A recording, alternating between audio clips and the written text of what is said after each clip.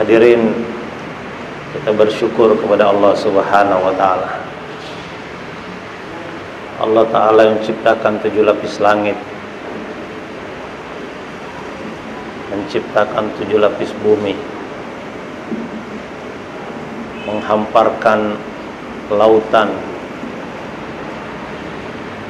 membentangkan alam semesta ini.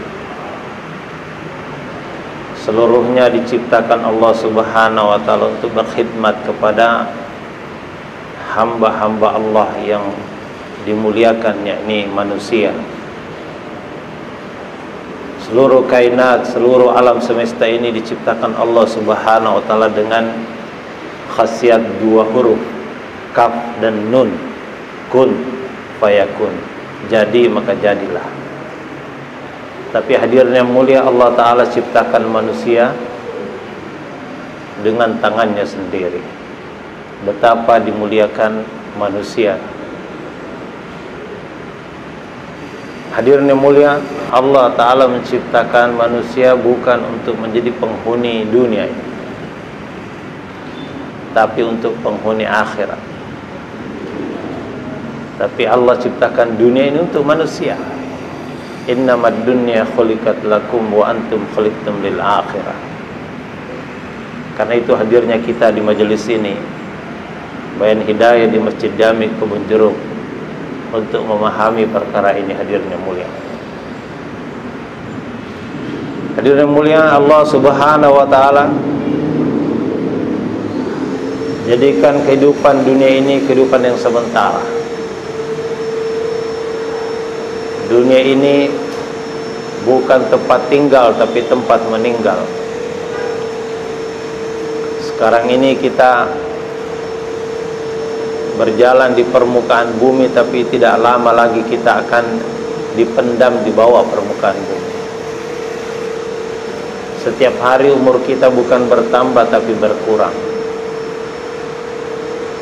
Setiap nafas adalah satu langkah menuju kuburan. Dan persiapan yang terbaik adalah persiapan iman dan amal. Hadirnya mulia, hari ini orang seolah-olah tidak merasakan manfaatnya iman. Padahal iman itulah yang membuat orang-orang terdahulu dimuliakan Allah Subhanahu wa taala. Orang-orang terdahulu disegani oleh musuh-musuhnya, tunduk negeri demi negeri, kerajaan demi kerajaan, di bawah kaki-kaki para sahabat radhiyallahu anhu. Kenapa hadirnya mulia? Karena iman ada dalam diri mereka, yakin akan hakikat kalimat la ilaha illallah Muhammadur Rasul. Hadirnya mulia, sahabat begitu ditakuti dahulu. Padahal sebelum mereka mengusahakan iman, mereka ini satu bangsa yang dijauhi oleh negeri-negeri besar, negeri yang beradab, negara superpower Rom dan Parsi pada waktu itu tidak mau menjalin hubungan dengan sahabat di zaman jahiliyah.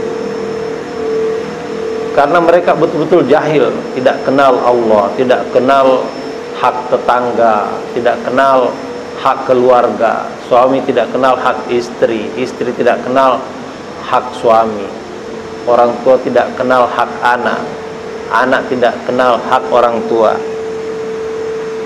Saling bertetangga tapi tidak saling kenal hak tetangga.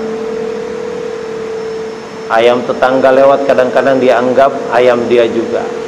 Kambing tetangga lewat dianggap kambing dia juga.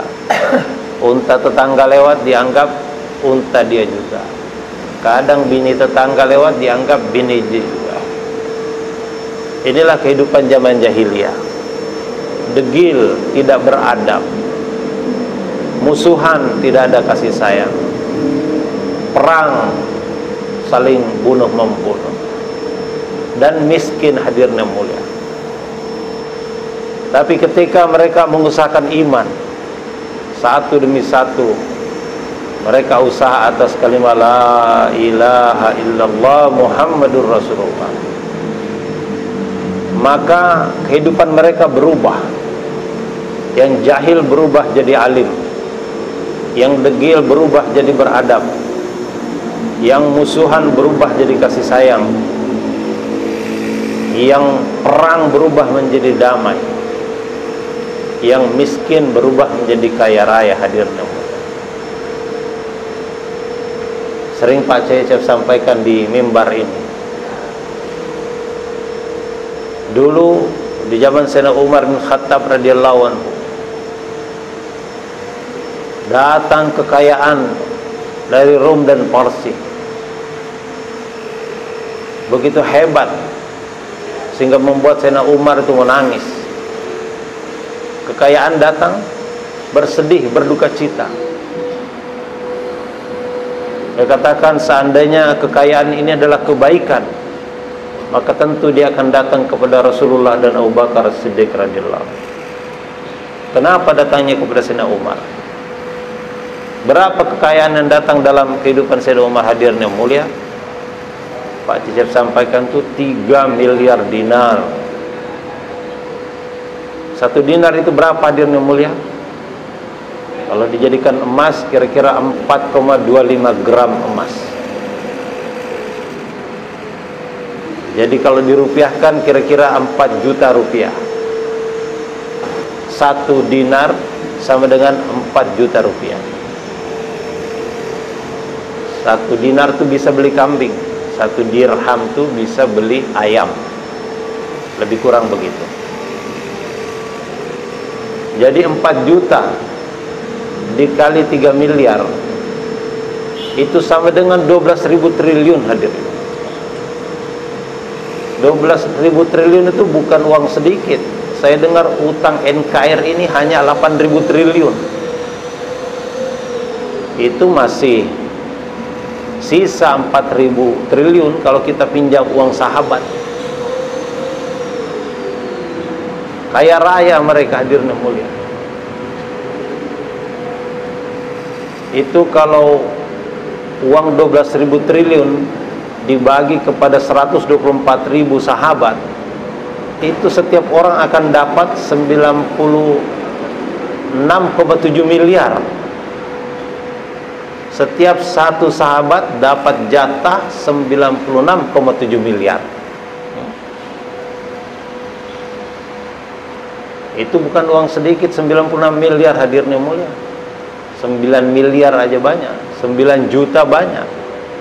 Kalau bapak ini menumpuk uang 100 ribuan, 1 senti tebalnya, itu 10 juta isinya. Kalau 10 senti, 100 juta. Kalau 1 meter, 1 miliar. Kalau 96,7 miliar sama dengan 96,7 meter. Tingginya uang 100 ribu. Monas itu tingginya hanya 115 meter.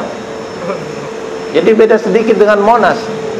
Setiap orang bisa dapat jatah di zaman Sayyidina Umar radhiyallahu anhu. Sejahtera kehidupan di masa itu hadirnya mulia. Padahal hadirnya mulia negeri mereka gersang. Sejauh mata memandang, gurun pasir, batu, kering kerontang, panas terik di siang hari, dingin menusuk tulang di malam hari. Ini negeri sahabat, tapi sejahtera hadirnya mulia. Kenapa? Mereka tahu alamat rezeki itu di mana. Allah sebutkan dalam surat Az-Zariyat, surat 51 ayat 22. Wa fis samaa'i rizqukum wa ma tu'adun. Di langit aku meletakkan rezeki kamu, dan apa-apa yang dijanjikan untuk kamu ditaruh di langit. Yang membuat hari ini kita letih karena barang itu ditaruh di langit, tapi kita sibuk mencarinya di bumi. Barang itu ditaruh di atas, tapi kita bertungkus lumus menggali tanah di bawah. Jadi Pak beleng-beleng, kata Ustadz Dasar Latif, barang itu adanya di atas. Kenapa kau sibuk mencarinya di bawah? Beruntung Allah Ta'ala memberitahu alamatnya. Sebenarnya tidak ada kewajiban memberitahu alamatnya, cari aja. Tapi Allah Maha Baik, dikasih tahu alamatnya. Wa fis samaa'i rizqukum, aku meletakkan rezeki kamu di langit.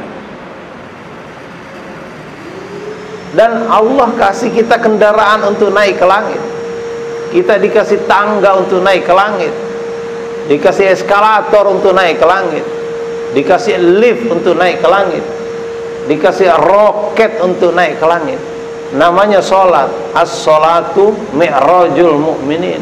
Sholat ini mi'rajnya orang beriman. Naik ke langit itu tidak bisa pakai helikopter, tidak bisa pakai jet tempur, tidak bisa pakai pesawat ulang-alik. Naik ke langit itu dengan sholat. Hadirnya mulia, itulah sebabnya para sahabat, mereka sejahtera kehidupannya, karena mereka senantiasa berjamaah naik ke langit, menjemput jatah rizki yang Allah Subhanahu wa Ta'ala letakkan di sana. Pertanian sahabat biasa-biasa saja, perdagangan sahabat biasa-biasa saja, perindustrian sahabat biasa-biasa saja. Yang luar biasa dalam kehidupan sahabat adalah apabila azan berkumandang, Allahu Akbar, Allahu Akbar, hadirnya mulia yang nyangkul langsung lemparkan cangkulnya. Bergegas mereka menyambut seruan Allah Subhanahu wa Ta'ala. Yang dagang tinggalkan tokonya, yang ngantor, yang pabrik tinggalkan pabriknya, semua bergegas menuju masjid. Maka Allah Subhanahu wa Ta'ala mudahkan kehidupan mereka, rubah kehidupan mereka, berikan kesejahteraan kepada mereka. Falyabudu rabb hadzal bait allazi at'amahum min ju' wa amanahum min khauf. Sembahlah Rabb daripada rumah ini. Artinya makmurkan rumah Allah Subhanahu wa Ta'ala. Allah yang memberikan makan, menghilangkan lapar. Artinya Allah yang memberikan kesejahteraan. Wa amanahum min khauf. Allah memberikan keamanan, menghilangkan ketakutan. Jadi kesejahteraan dan keamanan, prosperity and security, adanya di dalam memakmurkan rumah Allah Subhanahu wa Ta'ala. Nabi SAW bersabda, man alifal masjid alifahullah. Siapa yang sayang kepada masjid, Allah akan sayang kepada dia. Siapa yang rindu kepada masjid, Allah akan rindu kepada dia. Siapa yang berkhidmat kepada masjid, Allah akan berkhidmat kepada dia. Siapa yang melayani masjid, Allah akan layani dia. Siapa yang cinta kepada masjid, Allah akan cinta kepada dia. Tapi sebaliknya hadirin, siapa yang cuek kepada masjid, Allah akan cuek juga kepada dia. Siapa yang telantarkan masjid, Allah akan telantarkan juga dia. Siapa yang benci kepada masjid, Allah akan benci kepada dia. Siapa yang jauh dari masjid, Allah akan jauh dari dia. Ini makna hadis yang luas hadirnya. Maka kita harus syukur, kita ini diberikan kesempatan untuk belajar usaha iman, usaha yang terbukti telah merubah kehidupan sahabat radhiyallahu anhu.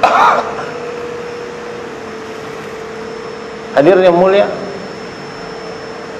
datang utusan kepada Raja Cina, dikirim oleh Yazdajir, Raja Parsi.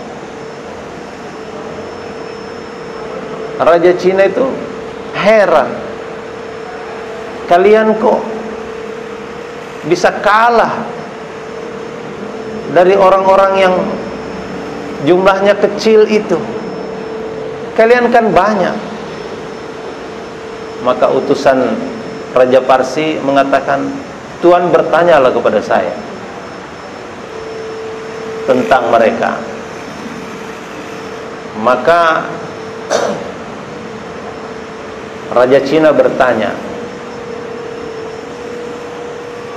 apakah orang-orang yang datang kepada kalian, yang telah mengalahkan kalian, itu adalah orang-orang yang komitmen terhadap janji? Maka utusan Parsia mengatakan, iya, mereka sangat komitmen terhadap janji mereka. Ditanya lagi, apakah mereka ini orang-orang yang taat kepada amir? Maka dia jawab, ya, mereka sangat taat kepada amirnya. Apa yang dia katakan sebelum menjajah kalian? Maka utusan Raja Parsia mengatakan, mereka memberi pengumuman kepada kami, menyampaikan 3 perkara. 1, apabila kami mau menerima Islam, masuk ke dalam agama mereka, maka kami akan disetarakan dengan mereka, kami akan disejajarkan dengan mereka, kami akan dimuliakan sebagaimana mereka memuliakan sesama mereka. Yang kedua, kalau kami tidak mau masuk Islam, tidak menerima Islam, maka kami disuruh membayar jizyah, membayar pajak untuk menjaga keamanan kami. Kemudian yang ketiga, kalau yang pertama kami tolak, yang kedua kami juga tolak, maka yang ketiga baru perang. Dan inilah yang terjadi. Kami kalah, dan saya diutus oleh Raja Parsi untuk menghadap kepada Tuan untuk meminta bantuan. Maka ditanya lagi, bagaimana keadaan pakaian mereka? Dijelaskanlah pakaian orang ini, memakai sorban, memakai jubah. Ditanya bagaimana persenjataan mereka? Persenjataan mereka biasa-biasa saja. Panah, tombak, lembing, tidak ada pistol, tidak ada roket, tidak ada bom atom. Biasa saja senjataan mereka. Kemudian ditanya bagaimana kendaraan mereka. Kendaraan mereka kuda Arab, kuda yang panjang lehernya dan ada punuk di punggungnya. Raja Cina tertawa, tersenyum. Itu namanya unta. Kemudian ditanya, apakah mereka ada perintah atau mengajarkan perkara yang halal atau haram? Ya, mereka mengajarkan perkara halal dan haram. Apakah di antara mereka ada yang menghalalkan yang haram atau mengharamkan yang halal? Maka utusan Raja Parsi mengatakan, tidak ada.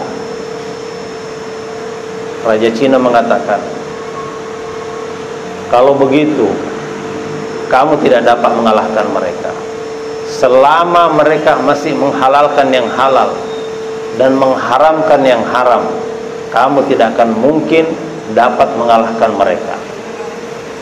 Bahkan kalau mereka ingin menyeberangi gunung, gunung itu akan terbelah membuka jalan bagi mereka.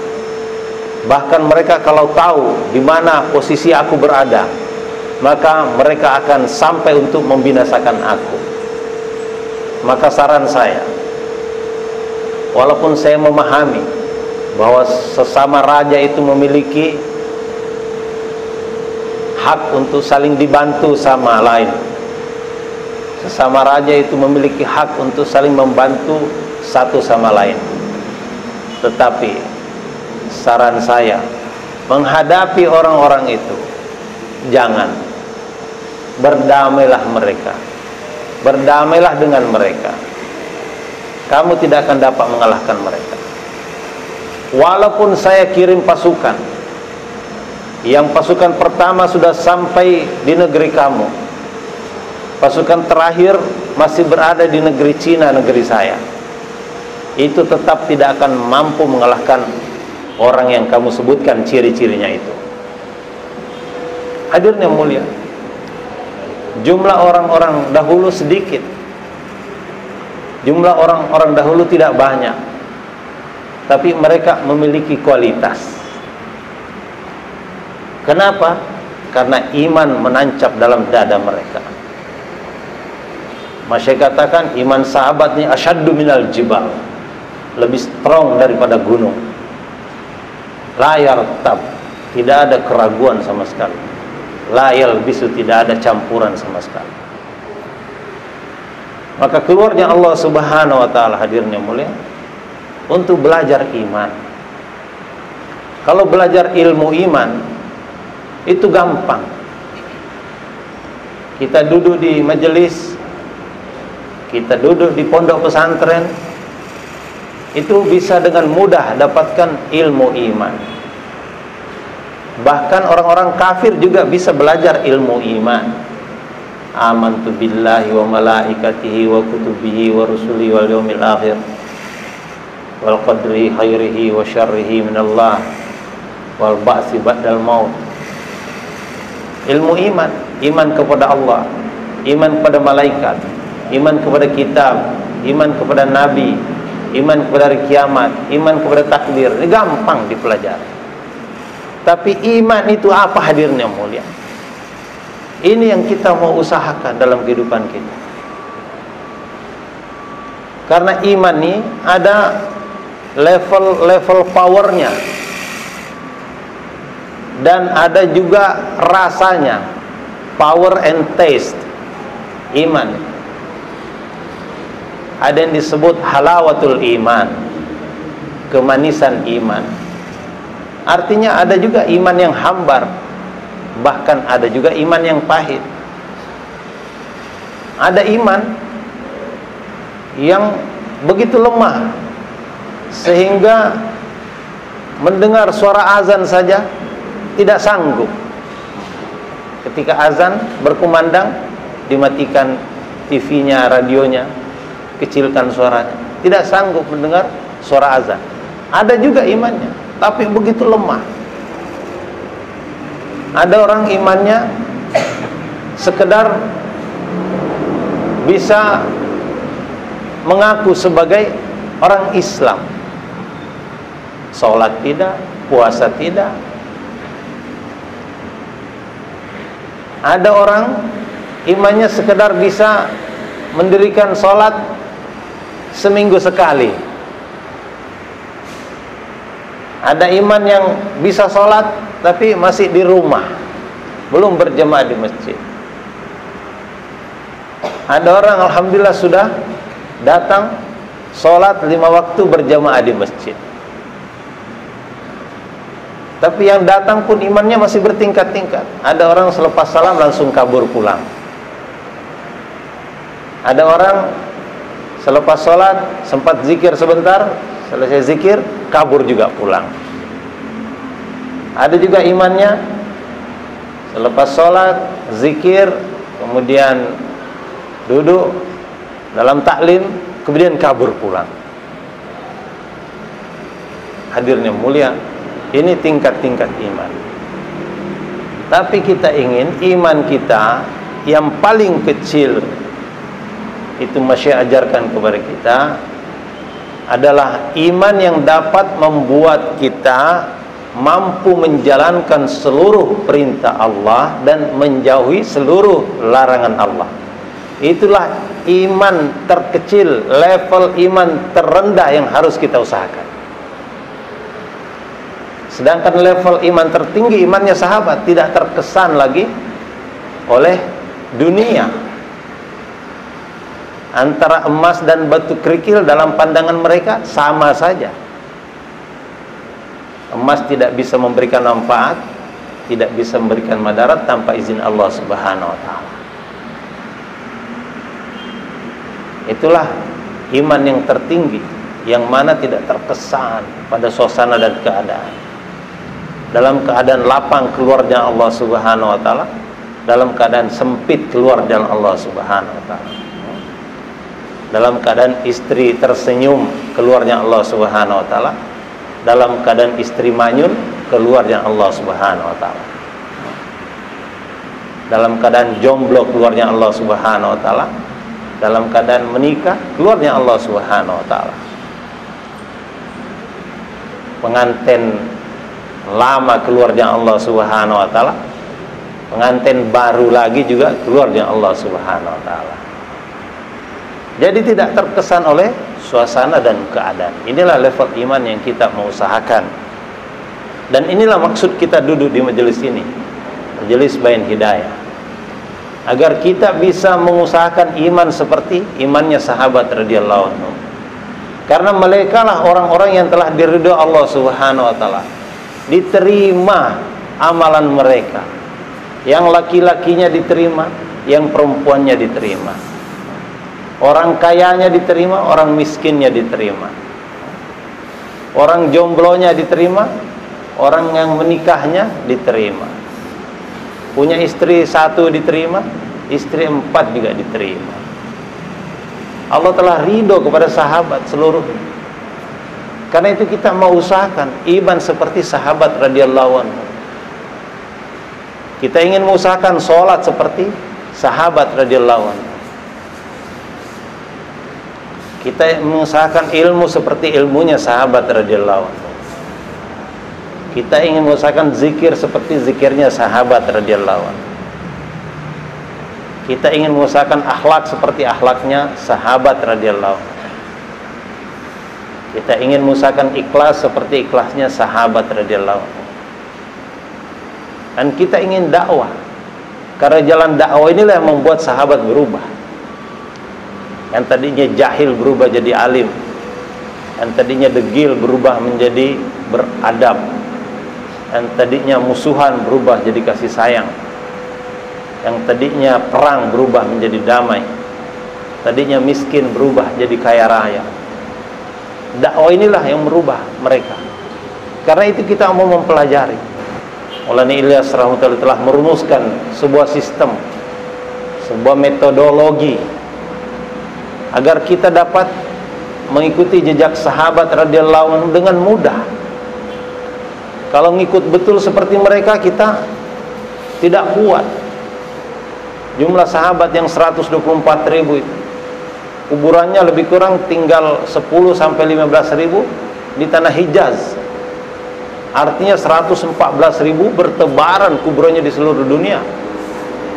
Ada Abu Ayyub Ansari di Turki, ada Muaz bin Jabal di Yaman, ada Bilal bin Rabah di Damaskus, Salman Al-Farisi di Madain, Iran. Bertebaran seluruh dunia. Mereka pergi meninggalkan kampung halaman, tidak kembali lagi. Kita kalau disuruh berangkat tidak kembali lagi, mungkin mikir-mikir 1000 kali. Tapi sahabat diperintahkan Nabi untuk berangkat, mereka berangkat. Ada negara-negara yang sekarang kita kenal juga, itu adalah jejak-jejak sahabat. Ada namanya Mozambik, itu sahabat Musa bin Bik dulu sih. Sekarang jadi Mozambik. Di Filipina, ibu kotanya Manila, dulu itu fi amanillah. Maluku, Al-Mulk, kerajaan-kerajaan. Yang memberi nama Irian itu adalah orang-orang Arab yang dakwah ke sana.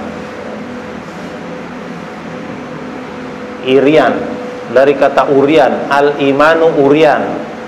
Iman itu telanjang, walibasuhut taqwa. Pakaiannya adalah takwa. Orang-orang Arab ketemu orang pakai koteka di sana, tidak pakai baju, diberi nama Irian. Sampai sekarang namanya Irian. Belakangan diganti namanya menjadi Papua. Papua artinya telanjang juga. Jejak-jejak sahabat. Ada namanya Madagaskar. Itu dulu namanya Madinatul Asgar. Mereka berjalan ke seluruh dunia. menghantarkan kalimah. Nabi telah lantik, termasuk kita ini hadirnya mulia. Ballighu anni walau ayat, sampaikan dariku walau satu ayat. Kita telah mengetahui bukan lagi satu ayat, puluhan ayat, ratusan ayat, mungkin ribuan ayat. Tapi karena lemahnya kita dalam mengusahakan iman, maka yang ada dalam diri kita adalah maklumat iman, ilmu iman, tapi bukan iman. Dan hadirnya Bapak sekalian di Masjid Jami Kebon Jeruk, Bayan Hidayah ini menandakan ada persiapan untuk belajar iman, belajar usaha atas iman. Maulana Ilyas rahmatullah telah mengajarkan kepada kita tertib-tertib yang mudah. Kita latihan 3 hari, latihan 40 hari, latihan 4 bulan. Kalau ada masa lebih dari itu, bisa 7 bulan, 1 tahun, kurang dari situ, tergantung setiap orang. Tapi iman ini tidak akan datang kalau tidak diusahakan. Mengusahakan iman diajarkan kepada kita. Pertama, perbanyak bicara kebesaran Allah, dakwah ilallah. Allah ini adalah zat yang tersembunyi tapi ingin dikenal. Kita dianjurkan setiap hari dakwah 25 majelis. Bagaimana sejarah kita disuruh dakwah 25 majelis? Itu ketika Adam alaihissalam diturunkan ke permukaan bumi, belum ada manusia yang lain. Siti Hawa itu istrinya gak ketemu. Nabi Adam diturunkan di India, sekarang Sri Lanka. Siti Hawa turunnya di Jeddah, di Arab sana. Maka untuk mempertahankan iman Nabi Adam alaihissalam, dia dakwah kepada setiap makhluk Allah. Wahai gunung, Allah yang ciptakan kamu, Allah yang pelihara kamu, Allah yang memberi rizki kepada kamu. Wahai lautan, wahai pepohonan, wahai hewan-hewan. 25 kali setiap hari Nabi Adam dakwah untuk mempertahankan imannya. Gak ketemu istrinya. Istrinya entah di mana. Belum ada satelit, belum ada handphone, tidak bisa Sherlock. Wahai Adam, kamu di mana? Aku di sini. Gak bisa. Dalam riwayat dikatakan 40 tahun baru mereka ketemu. Riwayat lain mengatakan 100 tahun baru mereka ketemu. Ini bapak saudara mau berpisah dengan istri hanya 4 bulan saja. Itu cemen sekali dibandingkan Nabi Adam dahulu. Iya Pak, hanya 4 bulan, sebentar. 120 hari. Pulang lagi insya Allah masih ada istrinya. Nabi Adam tidak tahu masih ada nggak istri saya atau tidak. Di belahan bumi mana dia berada tidak tahu. Bapak tahu lokasi istrinya di mana. Bahkan masih bisa memantau istrinya pergi kemana, bergerak kemana. Jadi sebentar, hanya 4 bulan. Bersedia insya Allah. Latihan. Kata Mas Syekh, kalau satu hari kita nggak ketemu orang atau masih malu ketemu orang, latihan dulu dengan tiang-tiang masjid, pilar-pilar masjid.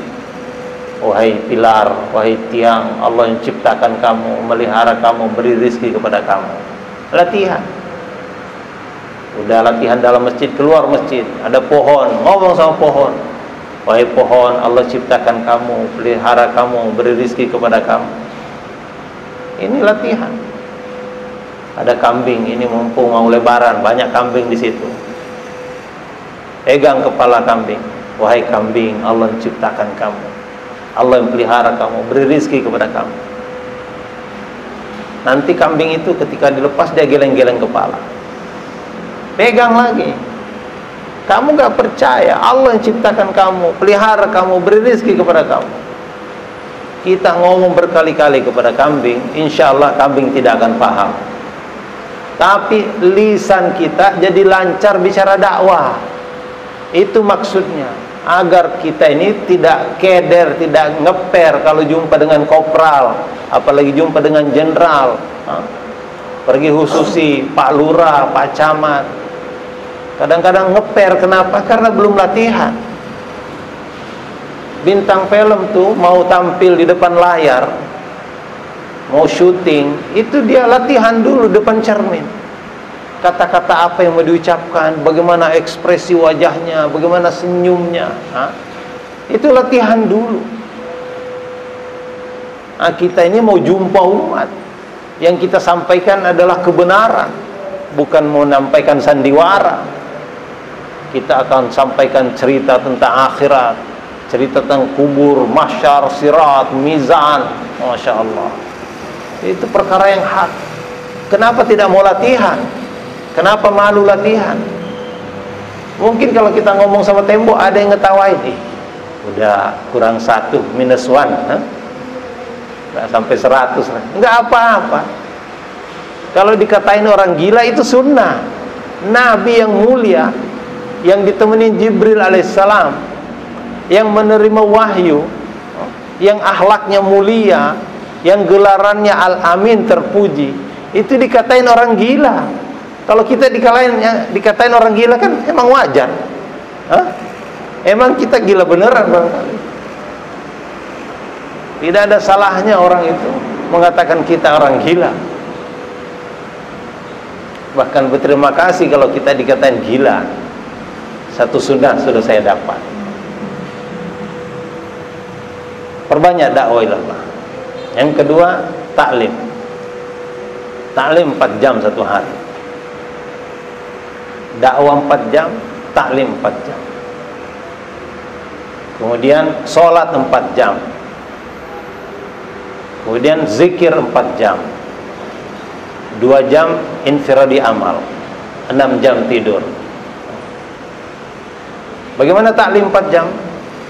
Mungkin pagi hari, karena waktu yang terbatas hanya selesai 2,5 jam. Sambung lagi sore harinya. Selepas asar buat taklim. Mungkin 1 jam buat UMM, usaha memakmurkan masjid. Sebagian dalam masjid, sebagian keluar untuk mengajak umat. Hadraji senantiasa menggalakkan agar kita ini bicara iman di masjid, karena iman itu ada suasana. Jadi orang diajak masuk ke masjid.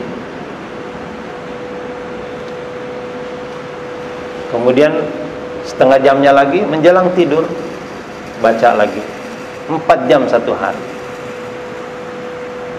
Taklim jangan cepat-cepat. Kata Profesor Jalaluddin, kalau kita tuang minyak wangi dari botol besar ke botol kecil, kalau kita tuang cepat-cepat, memang cepat habis nih minyak wangi di botol besar, tapi tumpah-tumpah, sedikit yang masuk dalam botol kecil. Karena itu tuangnya pelan-pelan. Membaca taklim itu pelan-pelan, jangan cepat-cepat. Diulang 3 kali.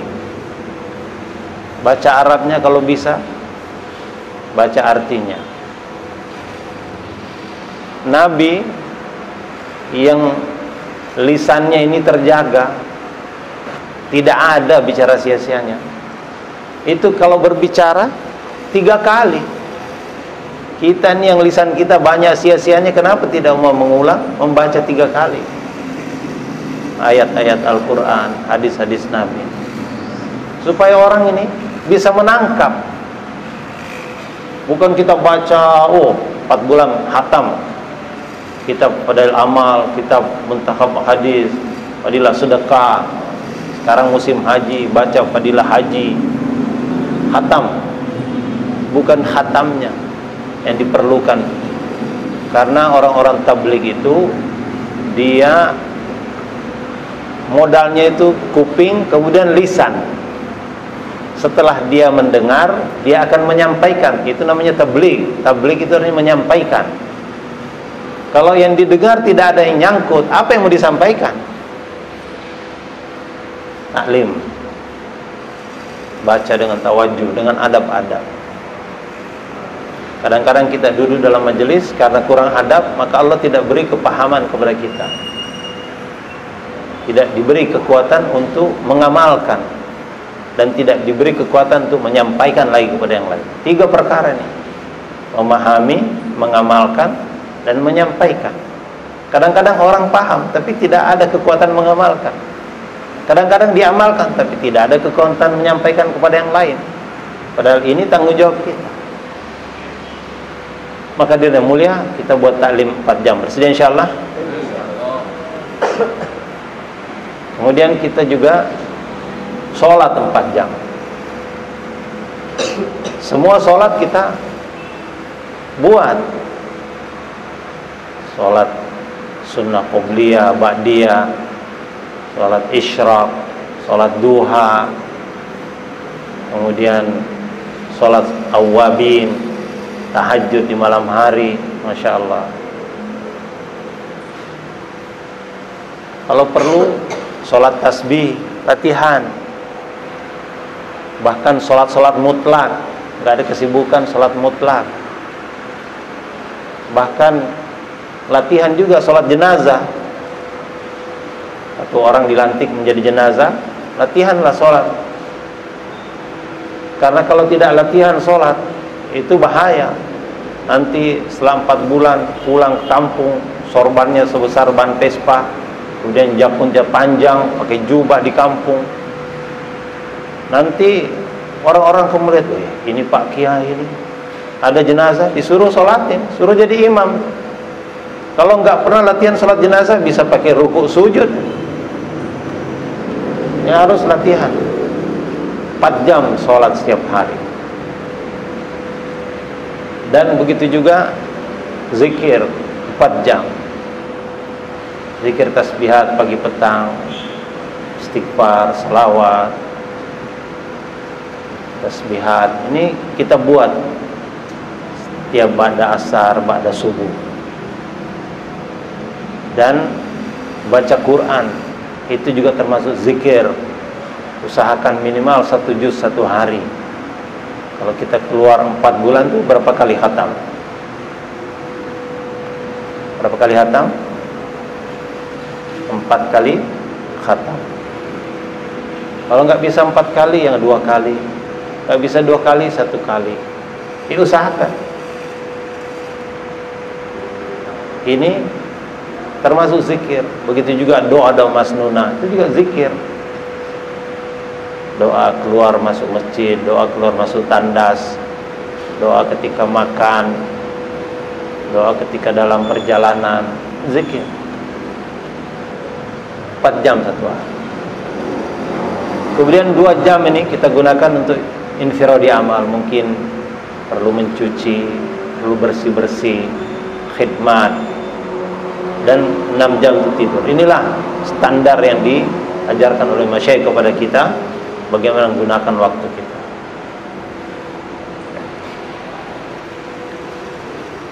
Dakwah ilallah, ta'lim wa ta'allum, zikir ibadah, dan khidmat. Khidmat ini penting.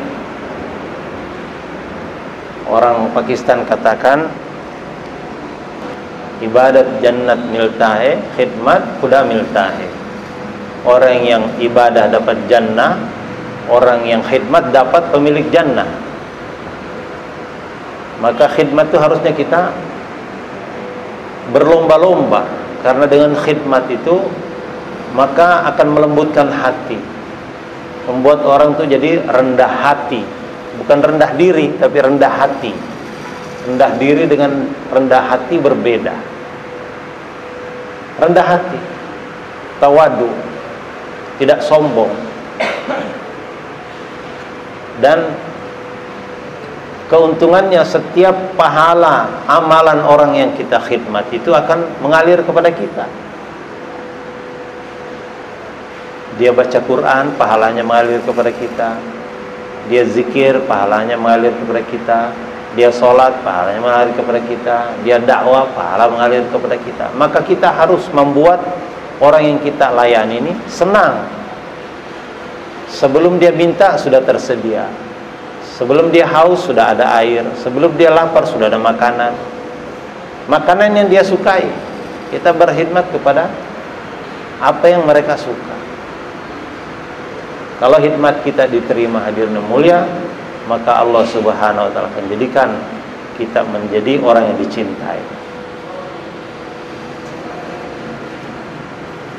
Nah, hadirin yang mulia, selama keluarnya Allah Subhanahu wa taala ini ada amir, ada makmur. Taat kepada amir ini azas. Bahkan Nabi katakan, walaupun amir kamu ini rambutnya kriul-kriul atau bahkan kepalanya sebesar biji anggur, taat kepada amir. Atiullah wa atiur rasul wa ulul amri minkum. Taatlah kepada Allah, taat kepada Rasul, dan kepada amir-amir kalian. Perintah Allah. Artinya kalau maksiat kepada amir sama dengan maksiat kepada Rasul. Maksiat kepada Rasul sama dengan maksiat kepada Allah. Tidak taat kepada amir sama dengan tidak taat kepada Rasul. Tidak taat kepada Rasul artinya tidak taat kepada Allah. Membuat amir marah akan membuat Allah marah. Jadi baik-baiklah sama amir. Ini penting. Ada orang tuh melawan terus sama amir.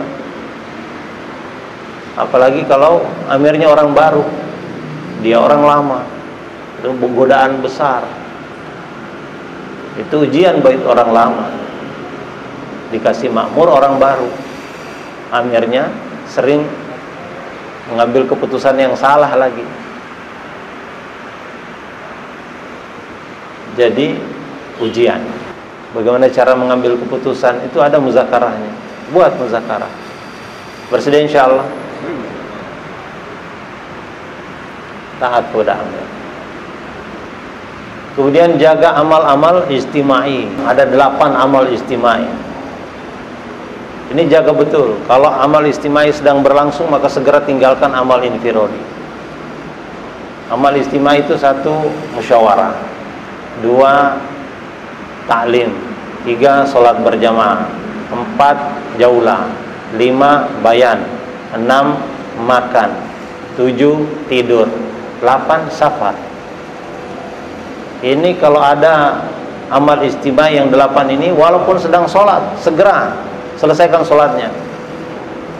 Jangan masih berdiri dan assalamualaikum, assalamualaikum. Kenapa? Karena ada amal istimai. Tidak, selesaikan sampai ruku, sujud, tahiyat, baru assalamualaikum. Jangan baca surah Al-Baqarah kalau sedang ada amal istimai. Baca inna atayna ganti. Ini penting. Amal istimai dikatakan pahalanya lautan, sedangkan amal infirodi pahalanya setetes air. Saya dengar di Pakistan ada orang lagi wudu, sudah selesai dicuci kaki kanan, tinggal cuci kaki kiri. Tiba-tiba amir perintahkan istimai amal, langsung ditinggalkan tuh, kaki kiri nggak dicuci. Temennya ngeliatin, tanggung banget itu, kaki kiri tinggal disemprot sedikit air, selesai. Enggak, ini berwudu hanya setetes air. Sedangkan panggilan amir untuk istimai amal itu lautan. Selesai istimai saya bisa semprot air sedikit, selesai. Kepahaman orang-orang dalam istimai amal. Bersedia insyaallah. Dan hadirin yang mulia, kita karunia Allah Subhanahu wa taala banyak godaan. Karena itu kita harus sabar. Banyak ujian. Maka sifat sabar dan tahammul ini dijadikan sebagai usul dakwah juga. Ada orang waktu di kampung kita, mungkin satu makobi dengan kita, satu muhala dengan kita, orangnya itu sabar, adem.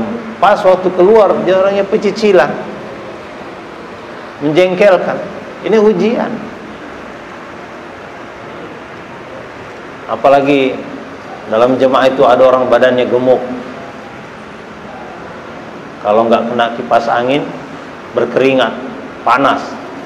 Ada lagi orang badannya kurus, kena kipas angin, masuk angin. Yang badan gemuk ini jago gulat, yang kurus ini jago silat. Nah, bisa jadi arena pertumpahan darah di masjid orang. Maka jaga ini sifat sabar dan tahammul. Ini bagian penting dalam usul dakwah. Bersedia insyaallah? Dan hadirin mulia, jangan bicara politik, jangan bicara hilafiyah, jangan melihat-lihat aib sesama, jangan bicara aib, jangan bicara status sosial dan derma. Ini bukan masalah halal haram, tapi ini masalah persatuan umat. Kalau bicara politik, yang merah bicara, yang biru tidak mau terima, yang hijau bicara, yang kuning tidak mau dengar.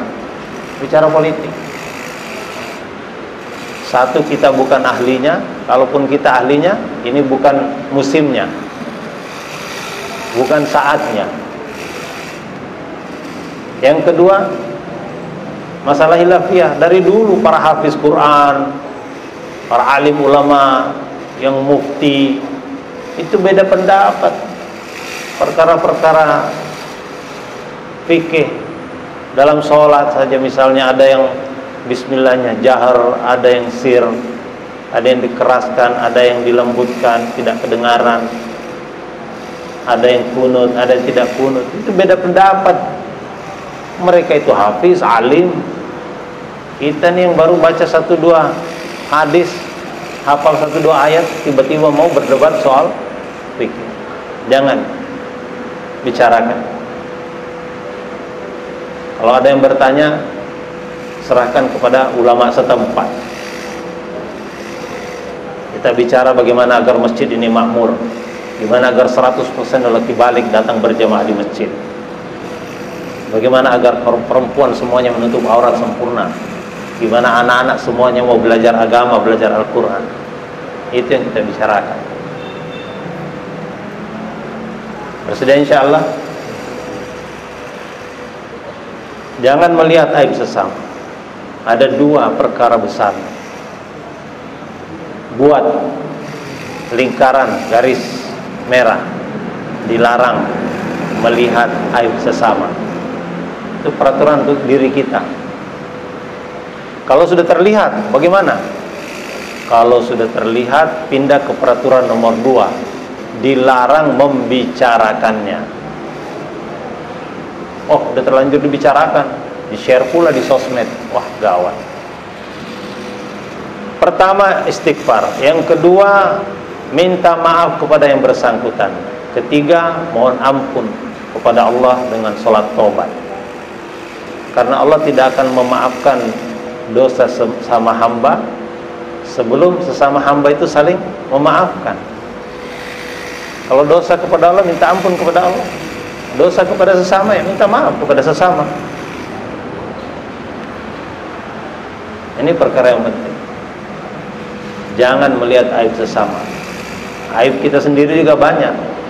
Kata Sayyidina Umar, Allah berikan kita 2 mata. 1 mata lihat kebaikan-kebaikan orang, dan 1 mata lagi gunakan untuk melihat keburukan diri sendiri. Melihat keburukan sendiri itu menjadi tameng untuk melihat keburukan orang.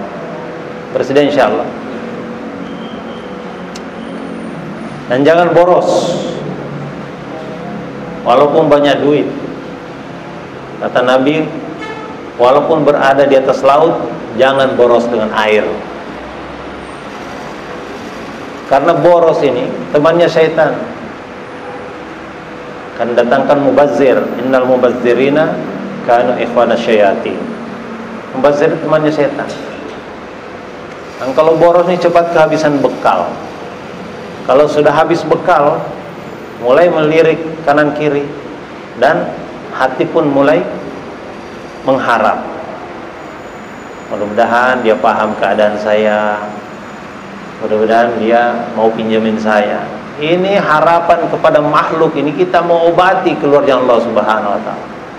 Kita mau sekarang latihan hanya berharap kepada Allah Subhanahu wa Ta'ala. Kemudian kalau udah mengharap-harap nggak dikasih, akhirnya minta. Ini meminta menggunakan lisan. Kita ini keluarnya Allah Subhanahu wa Ta'ala untuk menyetop lisan kita minta kepada makhluk. Kita sekarang mau melatih lisan kita minta hanya kepada Allah Subhanahu wa Ta'ala. Jangan minta kepada makhluk. Udah mengharap nggak dikasih, udah minta nggak dikasih juga, akhirnya ambil tanpa izin. Pakai tanpa izin. Ini jangan. Sedia insyaallah. Jangan menggunakan barang orang tanpa izin. Inilah yang menyebabkan kerusakan di mana-mana. Karena ada orang menggunakan benda-benda orang lain tanpa izin, menggunakan untuk kepentingan pribadi. Akhirnya keburukan terjadi di mana-mana. Kalau ini kita terlatih dalam 4 bulan ini untuk tidak menggunakan barang orang tanpa izin, insya Allah menjadi pejabat, menjadi orang yang diberi amanah untuk memimpin satu daerah, satu provinsi, satu negara, itu insya Allah akan aman. Barang-barang rakyat akan aman, tidak akan dipakai untuk kepentingan diri sendiri. Kenapa? Sudah terlatih. Tidak gosok, tidak menggunakan barang orang tanpa izin. Dan kita juga tetap harus jaga hubungan dengan pilar-pilar agama. Di luar sana ada pondok pesantren bersama kiainya, bersama santrinya, ya. Jaga hubungan baik dengan mereka, kunjungi mereka. Santrinya bukan santriwatinya. Jaga hubungan dengan mereka. Kemudian para mubalik. Mubalik ini orang-orang yang senantiasa berbicara di atas mimbar. Kita harus berikan karguzari yang benar, laporan yang benar tentang usaha dakwah ini. Alhamdulillah usaha dakwah ini berkembang di seluruh dunia, Pak. Di Maroko akhir tahun 2023 diselenggarakan musyawarah Eropa. Musyawarah Eropa dilakukan di Afrika Utara. Kenapa? Karena kalau di Eropa tidak bisa bertemu umat Islam dalam jumlah besar, sehingga masih memutuskan musyawarahnya di Maroko. Maroko dari Eropa dekat saja, kayak Merak Bakauheni. Dari Spanyol tuh naik mobil saja nyebrang, udah sampai ke Maroko. Jadi hadir 72 negara dan 12.000 orang. Alhamdulillah, kita laporkan seperti itu. Para masyayikh memikirkan bagaimana agar masjid-masjid kita makmur. Berbagai kesempatan masyayikh menganjurkan agar masjid kita ini dijadikan magnet, nyedot orang. Mal-mal nih membuat promosi-promosi agar bisa nyedot orang ke sana. Pasar-pasar buat promosi untuk menyedot orang ke sana. Gimana agar masjid kita nih membuat promosi-promosi supaya orang tersedot masuk ke masjid kita. Masjid kita seperti magnet. Kemudian yang kedua, bagaimana masjid kita seperti sofa. Sofa itu nyaman ditiduri, enak diduduki. Jadi orang kalau masuk masjid kita itu seperti duduk di atas sofa, lupa berdiri. Masuk masjid lupa pulang. Kalau nggak disusulin sama istri tidak pulang dia, karena masjid nyaman. Kenapa masjid nyaman? Kalau panas ada AC, ada kipas. Kalau haus ada air. Kalau lapar ada makanan. Kalau sudah makan mau ke belakang, WC-nya bersih, bagus, wangi. Saya sholat di Masjid Ba'alawi di Singapura. Setelah saya sholat subuh, saya ke WC. Begitu masuk, di situ ada handuk, ada sabun, ada sikat gigi yang baru, ada odol. Saya pikir saya salah masuk, mungkin ini WC-nya pengurus masjid. Jadi saya keluar lagi, saya pindah ke WC sebelah. Ternyata sama, ada sabun, ada sampo, ada handuk dan sebagainya. Akhirnya udah saya yakin ini adalah WC umum. Bagaimana WC kita seperti itu, masjid kita seperti itu, sehingga orang tuh nyaman. Pengurus masjid tersenyum, sebagaimana mal-mal tukang parkirnya tersenyum, satpamnya tersenyum, resepsionisnya tersenyum, pramuniaganya tersenyum. Ini kita perlu. Bagaimana ketua DKM tersenyum, Pak Imam tersenyum, khotibnya tersenyum, tukang pukul beduknya tersenyum, semua orang senyum. Jadi orang tuh nyaman berada di sana. Beda kalau kita masuk masjid, tukang parkirnya cemberut, tukang pukul beduknya cemberut, marbotnya cemberut, imamnya cemberut, DKM-nya cemberut, khotibnya cemberut. Tak ada orang mau mampir ke masjid itu. Kita buat masjid itu nyaman. Kemudian yang ketiga, gimana masjid kita itu ngangenin. Ada gambar love, gambar hati, rindu ingin kembali lagi, kangen ingin kembali lagi. Ini 3 perkara yang kita usahakan di setiap masjid. Dan ini bisa terjadi kalau orang itu latihan. Karena itu kita datang ke satu masjid, kita langsung musyawarah dengan orang tempatan. Siapa-siapa yang kita perlu temui di sini. Sebagian orang sudah siapkan khidmat, paling tidak masak air. Jadi datang ke satu masjid itu segera dengan adab-adab yang kita sudah tahu, kita kirim 2 orang keluar. Rumah yang mana pertama kali kita datangi adalah rumah yang pintunya menghadap ke masjid. Kenapa? Karena orang itu yang paling duluan melihat ada makhluk-makhluk baru di masjid. Apalagi yang datang nih, sorbannya sebesar ban Vespa, pakai jubah, jenggotnya lebat, pikul-pikul lagi. Maka orang-orang yang pintu rumahnya menghadap ke masjid itu curiga, ada apa nih? Untuk menghilangkan kecurigaan itu, datangin rumahnya. Masalahnya kadang-kadang di rumah itu tidak ada laki-laki, adanya perempuan.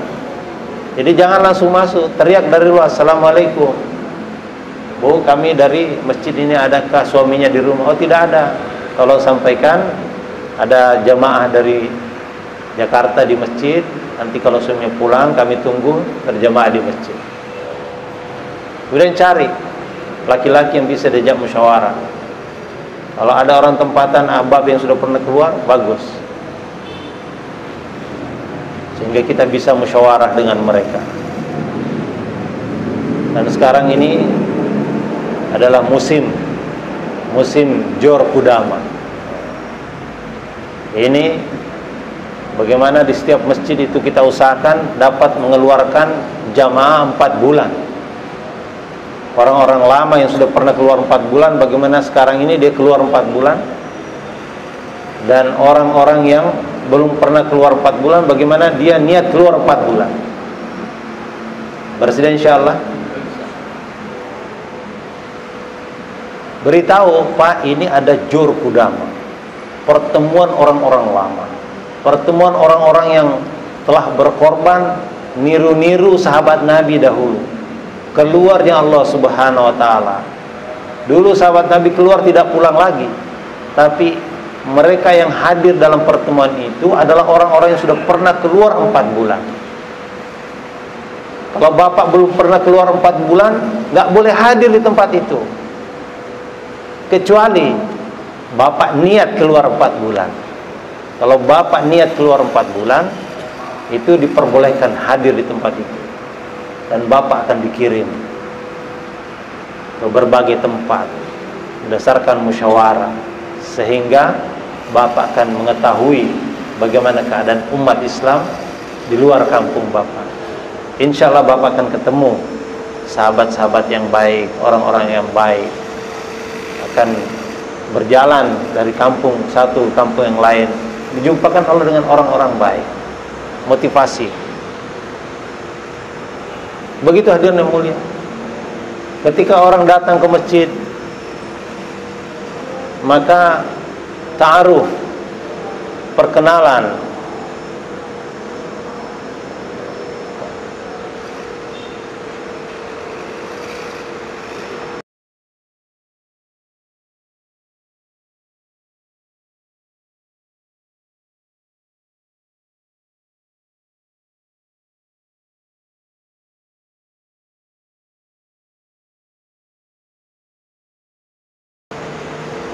Jadi hadirin yang mulia, yang memperkenalkan diri hari pertama itu adalah orang lama.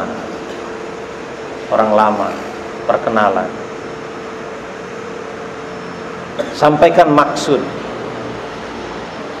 Orang-orang kampung tuh kepingin tahu siapa kamu, mau ngapain di kampung saya, mau ngapain di masjid saya. Itu pertanyaan yang ada dalam benak mereka. Maka jelaskan, saya Abdullah Pak, ini kawan saya, ada Abdurrahman, ada Tommy, ada Sunyoto. Ini kami dari Masjid Jami Kebun Jakarta.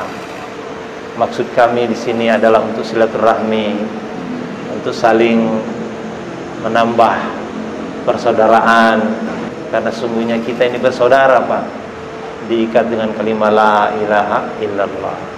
Allah mempersaudarakan kita. Dalam Al-Quran disebutkan innamal mu'minuna ikhwah, orang-orang iman itu bersaudara.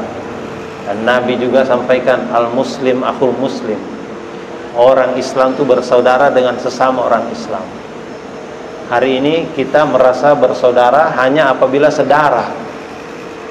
Sebenarnya aslinya kita sedarah juga Pak, sama-sama turunan Nabi Adam alaihissalam, sama-sama turunan orang beriman. Dulu nenek moyang kita ini semuanya beriman. Nenek moyang kita semuanya pelaut. Dulu naik di atas perahu Nabi Nuh alaihissalam, itu hanya orang-orang beriman. Tapi karena kita lama tidak jumpa, udah 50 tahun kita tidak jumpa, sejak lahir kita belum pernah jumpa. Padahal dulu kita pernah jumpa Pak. Bapak ingat nggak Pak, di mana kita jumpa? Oh nggak ingat di mana. Dulu di alam arwah Pak, kita pernah jumpa. Hanya Bapak lupa, saya juga sudah lupa. Dan sekarang kita jumpa sebagai saudara. Kita dianjurkan saling silaturahmi dan saling mengajak kepada kebaikan, mengajak untuk mempersiapkan akhirat kita. Bagaimana agar mempersiapkan bekal akhirat kita? Perlu iman dan amal. Untuk itulah kami datang ke sini. Dan program kami di masjid seperti ini. Nanti jam 5 sore kami akan silaturahmi rumah ke rumah, sehingga kami perlu orang tempatan untuk menemani kami. Orang tempatan seperti orang muhajirin dari Mekah dahulu sampai di Yasrib, sampai di kota Madinah. Mereka disambut orang-orang Madinah, mereka menjadi orang-orang Ansor.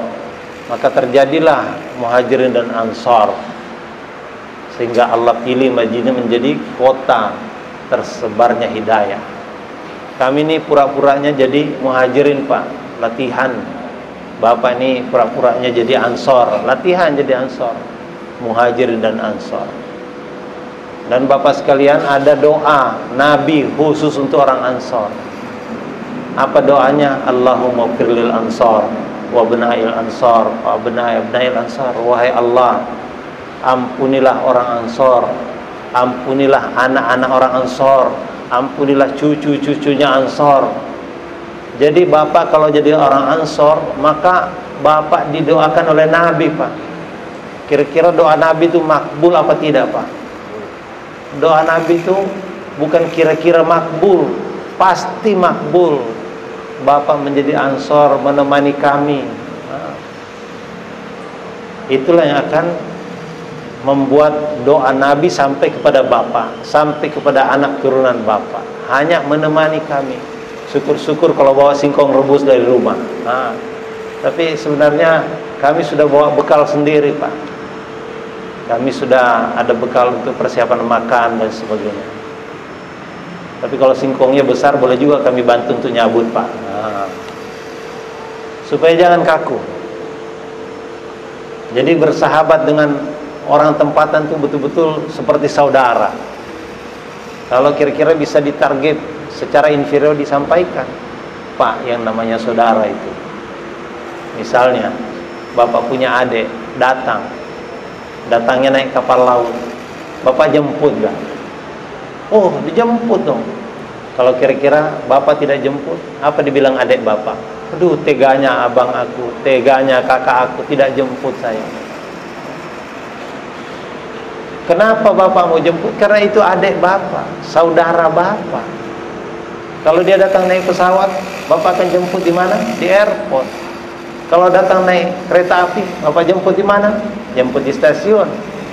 Kalau naik bus, jemput di terminal. Sekarang kami ini sudah datang, Pak. Bapak tidak jemput. Jadi sekarang tinggal bagaimana agar kita bisa buat program yang sama yang dahulu ada di Masjid Nabi. Bagaimana di Masjid Nabi itu ada amalan dakwah, kita buat masjid kita amalan dakwah. Nanti sore ada UMM, kita akan keliling ngajak orang-orang kampung masuk masjid. Pagi kita taklim sama-sama, Pak. Bapak yang tidak sibuk di ladang, di kantor, mari bersama kami jam 9, jam 10 taklim di masjid. Ajak mereka terlibat dalam program. Dan ajak mereka 5 jaulah. Jaulah taklimi, jaulah khususi, jaulah umumi, jaulah tashkili, jaulah usuli. Ajak mereka. Dan usahakan membentuk jamaah. Ini yang paling penting. Usahakan setiap masjid itu kita dapat mengeluarkan jamaah. Kalau keluar jamaah dari masjid itu, insya Allah pulangnya dia akan hidupkan amal masjid seperti amal Masjid Nabi. Karena kalau dia tidak keluarnya Allah Subhanahu wa taala, dia tidak tahu caranya. Bagaimana cara dakwah itu dia tidak tahu. Bagaimana caranya ta'lim dia tidak tahu. Padahal ta'lim ini kewajiban. Menuntut ilmu fardu. Tolabul ilmi faridatu ala kulli muslimin. Dengan dihidupkannya taklim di masjid, maka menggugurkan kewajiban taklim pada hari itu. Sebagaimana sholat ini wajib, puasa ini wajib, maka menuntut ilmu juga wajib. Perlu kita jelaskan, mereka tidak paham. Sudah insyaallah ya. Dan lebih bagus suprab panjang, bayan pendek, atau bayan pendek, supra panjang. Kalau ingin mendengarkan ceramah yang baik-baik sekarang, itu mereka bisa buka di gadget, mereka bisa buka handphone, mereka bisa buka televisi, mereka bisa buka internet. Ingin dengarkan ceramah yang hebat-hebat. Tapi siapa yang mau membentangkan supra untuk umat hari ini? Jadi kita buat bayan pendek, supra panjang. Kalau ada uang, kita beli yang murah-murah, singkong beli di pasar, rebus yang banyak, sampaikan dalam pengumuman, insyaallah bapak-bapak, ini ada ceramah sebentar, kemudian setelah itu kita akan makan singkong terenak di dunia. Dan penasaran singkong terenak di dunia. Padahal itu singkong dari kebunnya dia juga. Dia tahu rasanya. Tapi karena ini dimakannya di jalan Allah Subhanahu wa taala, dia menjadi terenak di dunia. Beritahu mereka. Kenapa orang itu cepat-cepat pulang? Karena lapar. Habis salam, langsung pulang, lapar, pingin makan. Nah, sudah tersedia makanan. Bagus kalau ada wedang rondeng, ada jahe kalau dingin-dingin, atau ada es kalau panas, terserah. Yang penting tuh bayan pendek, supra panjang. Taskilnya itu di atas supra. Kata Maulana Umar, iman itu memang dalam hati, tapi akarnya itu di perut. Hari ini orang disuruh kerja sana sini itu malas. Kenapa? Karena perutnya kosong. Tapi kalau perutnya kenyang, disuruh apa saja mau. Singa yang liar di hutan saja, itu kalau dikasih makan itu jadi jinak. Coba. Preman-preman liar yang di terminal sana dikasih makan di kebun jeruk nih, alhamdulillah jadi jinak. Tato dari ujung kaki sampai bola mata ditato. Tapi karena dikasih makan jadi jinak. Makanan itu sihir, hadirnya mulia. Makanya ada orang tuh dimarahin sama istrinya. Kenapa? Karena ikut makan sama Pak Jenggot. Waduh, berapa banyak makannya? Ya 1 piring sama mereka. Wah, bapak bakal hilang dari kampung makan sama Pak Jenggot itu. 2 rahasia Nabi menyatukan hati umat. Makan-makan, jalan-jalan. Makan-makan, jalan-jalan. Orang Kamboja bilang beng-beng, tek-tek. Beng-beng, tek-tek. Ini Pak Jenggot kenapa satu hati? Karena setiap saat makan-makan, jalan-jalan, makan-makan, jalan-jalan. Dan apa yang dilakukan Pak Jenggot ini, orang-orang tabligh ini, itu dirindukan oleh orang-orang kaya seluruh dunia. 5F nih orang kaya inginkan. 1, mereka ingin freedom, kebebasan. Mereka itu ingin terbang ke sana kemari. Tapi Pak Jenggot ini yang freedom, terbang ke sana kemari, timur barat, antar benua, antar negara, antar provinsi, antar kabupaten, antar kecamatan, freedom, bebas dari cengkraman istri. Kedua, mereka ingin friendship, ingin sahabat, teman. Yang punya banyak teman Pak Jenggot ini. Ada orang Bugis punya teman orang India, itu bisa nelpon. Yang satu nggak bisa bahasa Bugis, yang satu nggak bisa bahasa Urdu, tapi bisa ngobrol. Kan hebat nih orang tabligh ini. Tak pakai bahasa apa, isyarat atau pokoknya paham mereka. Anu. Friendship, persahabatan. Yang ketiga, orang-orang kaya itu kepingin yang namanya apa itu? Pesta-pesta. Pesta-pesta. Makan-makan. Yang pesta tiap hari orang tabligh ini. Siang pesta, malam pesta, pagi-pagi pesta, terus. Kalau istimewa itu Masya Allah 3 hari itu pesta raya. Orang kaya pesta sekali makan, tidak perlu ke WC. Orang tabligh ini makannya disediakan, WC-nya disediakan. Pesta-pesta. Freedom,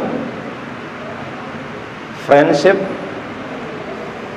Kemudian mereka juga pengen pesta-pesta dan famous, pengen terkenal.